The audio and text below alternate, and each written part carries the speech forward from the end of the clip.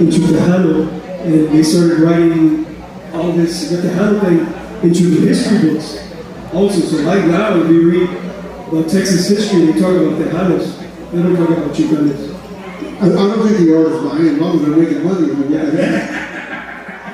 hey, you know, here's something crazy here.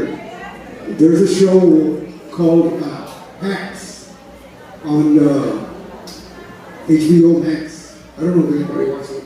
So I started binge watching the show. It's about this person, blah blah blah blah blah. They wanted to win a Grammy. I said, okay, let me see this. And she said she was a millionaire kind of lady. She was going to write a book, and she said, if I write a book, I can get a Grammy as, you know, written, blah, blah, blah, blah. But for whatever reason in the show, they said she couldn't do that.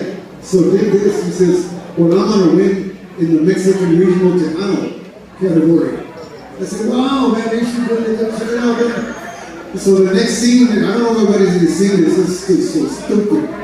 She's in the studio with a banda, and the caption says, band playing live Tejano music. And it's a banda.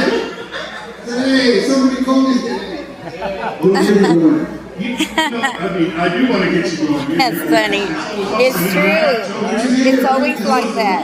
I get it, and I think, you know, the Royal Jesters, you know, not to hear from the Royal Jesters, but they were able to capture it. They were able to be who they were. You know what I mean? Again, growing up in the 80s, the 90s, really, you know, I got to party in the 90s. I'm in that age group, right?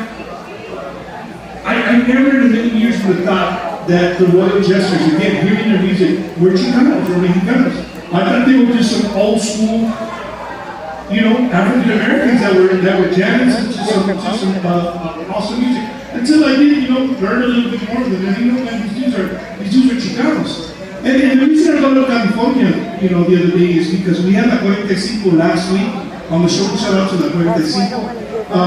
And they played a lot in Califas. I did a good portion of my life in California, in Southern California. And I told people last week, you know, in Cali, there's no Tejano music. Right? In California, it's Mexico. Like, it's regional Mexican music. That's it. There's really, so the Chicanos in California, they gravitate to music like the Royal Jesters, the oldies, right? And there's a lot of groups that came from Southern California that were Chicanos that made it big in R&B. You know what I mean? And I think it goes, it's not